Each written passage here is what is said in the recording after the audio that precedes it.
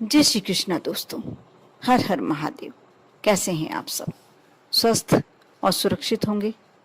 दोस्तों, हनुमान जी एक जागृत देवता, ऐसी शक्ति है जो आपके कैसे भी कष्ट हों, सभी कष्टों को हरने की ताकत रखते हैं।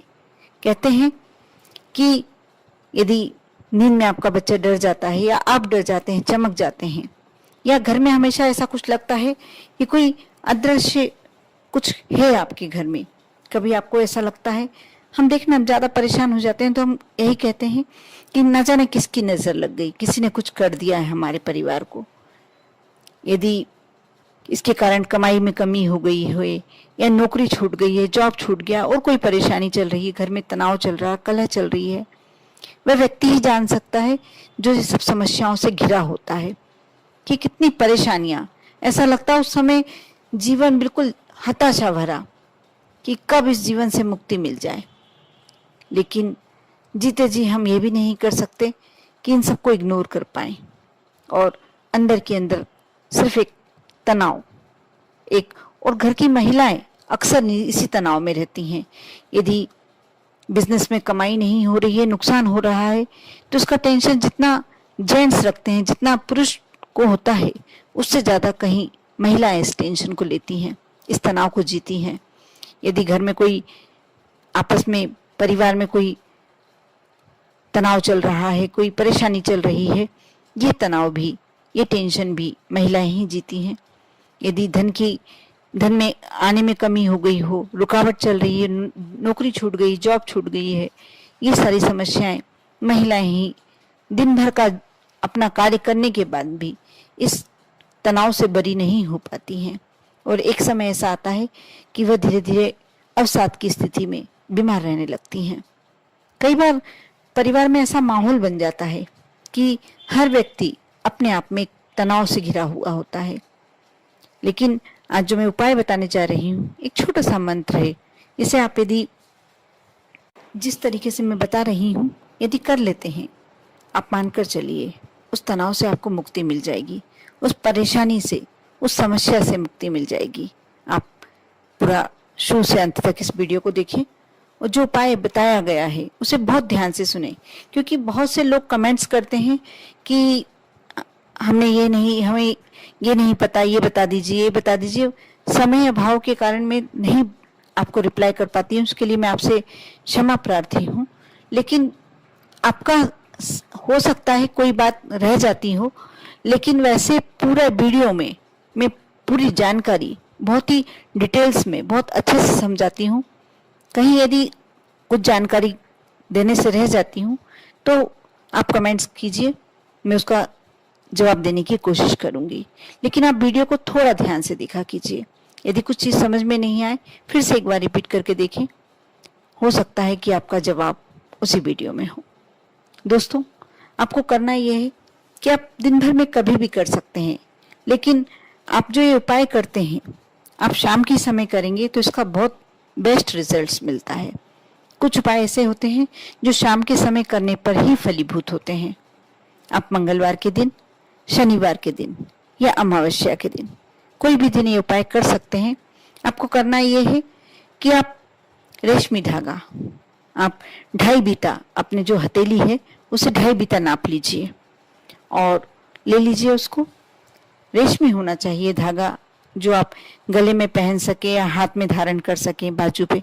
आपको इस तरीके से धागा लेना है और उसे, यदि आपके घर में भगवान हनुमान जी की, बजरंगबली की कोई फोटो है उनके समक्ष, या नहीं भी है तो आप उनका ध्यान कर कर बैठ सकते हैं।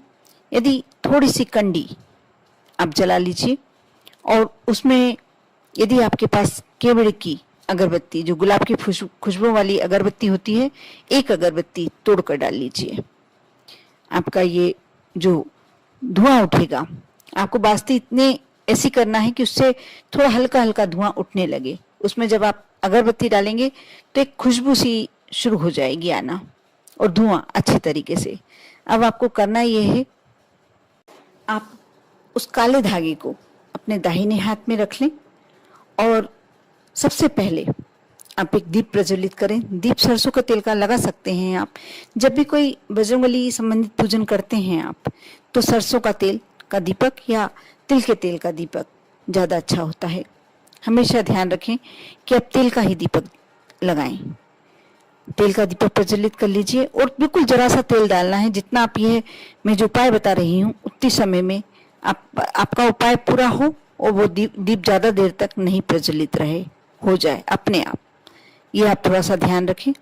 आपको करना ये है, मैं एक मंत्र बताने जा रही हूँ, उस मंत्र को आपको 54 बार 54 बार बोलना है। जैसे आपने मुट्ठी में धागा ले लिया, धागा बांध लिया, मुट्ठी अच्छे से बांध दी। आपको लेना है रेशमी काला रंग का धागा। उस धागे को मुट्ठी में बांधकर 54 बार आपको इस मंत्र का उच्चारण करना है। इसमें कोशिश कीजिए आप इसको अच्छे से पेज पर उतार लीजिए, उसमें उच्चारण में गलती नहीं होनी चाहिए। इस बात का आप ध्यान रखिए। ये बहुत ही सिद्ध मंत्र है, इसको सिद्ध करने की आपको आवश्यकता नहीं है, अपने आप में सिद्ध है। लेकिन जो मैं उपाय बताने जा रही हूँ इससे बहुत ही ज्यादा अच्छी तरीके से अभिमंत्रित हो जाता है। वैसे भी ये अपने आप में ही सिद्ध है, इसको सिद्ध करने की आवश्यकता नहीं है, लेकिन इसे ज्यादा प्रबल शक्तिशाली बनाना है।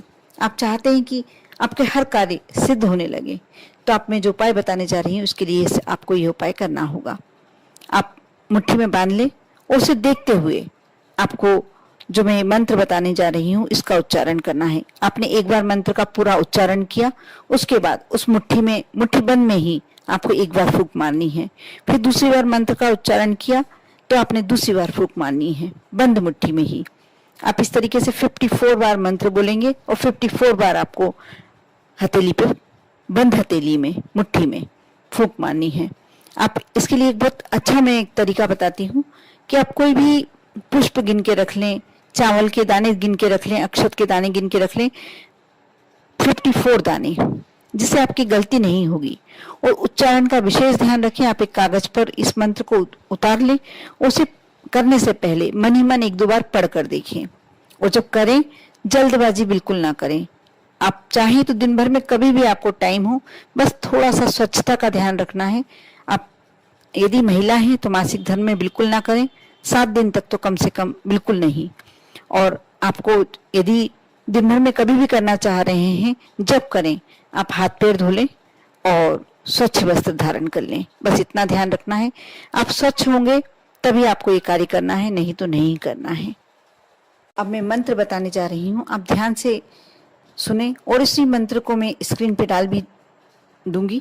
आप उस समय उसे ध्यान से देखकर और एक कागज पर उतार लें, उसमें से पढ़कर बोलेंगे तो आपके उच्चारण में कोई गलती नहीं होगी। मंत्र इस प्रकार है। ओम नमो आदेश गुरु ने तल किलू, तलबाई किलू, किलू लोह का खिला, मुर्क किलू, मशान किलू, किलू बामन माला, मुंज की जेवड़ी, वज्र का कड़ा, मेरी पीठ पर हनुमंत खड़ा, शब्द साचा, चलो मंत्र ईश्वरों पाचा। आप इस मंत्र को मैं स्क्रीन पे डाल दे रही हूँ, आप ध्यान से देखें, एक कागज पर उतार लें और मन ही मन इसे, यदि आप ये उपाय कर रहे हैं तो 4-5 बार पढ़ लें। उसके बाद ही आप ये उपाय करने बैठें, क्योंकि इस मंत्र के उच्चारण में गलती नहीं होनी चाहिए। इस बात का विशेष ध्यान रखें। आपको 54 टाइम्स करना है। उसके बाद आप मुट्ठी खोलकर जो आपने कंडी लगाई हुई है उस पर अगरबत्ती का धुआं करा हुआ है, उस पर आप 11 बार उतार लें। यानी आपको क्लॉकवाइज घुमाना है उसके ऊपर, यानी धुआं आपको धागे में आना चाहिए।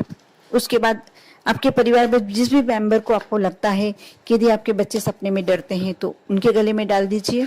यदि कोई बिजनेस में कोई परेशानी चल रही है तो बिजनेस की जगह पर आप बांध सकते हैं, गले पे बांध सकते हैं। जो गल्ला रखने का, जो पैसा रखने का स्थान होता है, वहां आप बांध के रख सकते हैं। यदि घर में कोई तनाव चल रहा है तो मुख्य दरवाजे पर बांध सकते हैं। कोई भी समस्या, कोई व्यक्ति बहुत ज्यादा बीमार है, बहुत ही ज्यादा कठिन बीमारी हो गई है, असाध्य रोग हो गया है, तो उसको आप यदि चाहें तो बाजू में और चाहे तो गले में आप किसी व्यक्ति को भी बांध सकते हैं। कोई बहुत ज्यादा समस्या से जूझ रहा हो, परेशानी में है, तो आप ये कार्य कर सकते हैं। यदि किसी की नौकरी नहीं लग रही है तो आप उसके गले में अपनी मन की इच्छा कर कर और बांध दीजिए। अब देखना कितनी जल्दी ये कार्य आपका होगा। कर कर देखिए। बहुत ही छोटा सा उपाय है, थोड़ा कठिन अवश्य है, बस यहाँ इतनी कठिनता है कि इस मंत्र के उच्चारण में गलती नहीं होनी चाहिए। इस बात का यदि आप ध्यान रखते हैं, आपको संस्कृत आती है, तो आप ये कार्य बिल्कुल कर सकते हैं। कर कर देखें, विश्वास रखें, श्रद्धा रखें।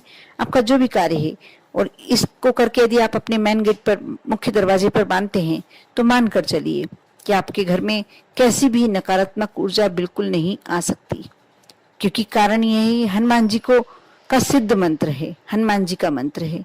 इस मंत्र को जहां भी रख लिया, आप समझ लीजिए कि हनुमान जी स्वयं वहां निवास करने लग गए।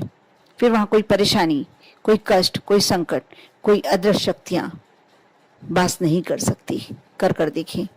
ओम नमः शिवाय।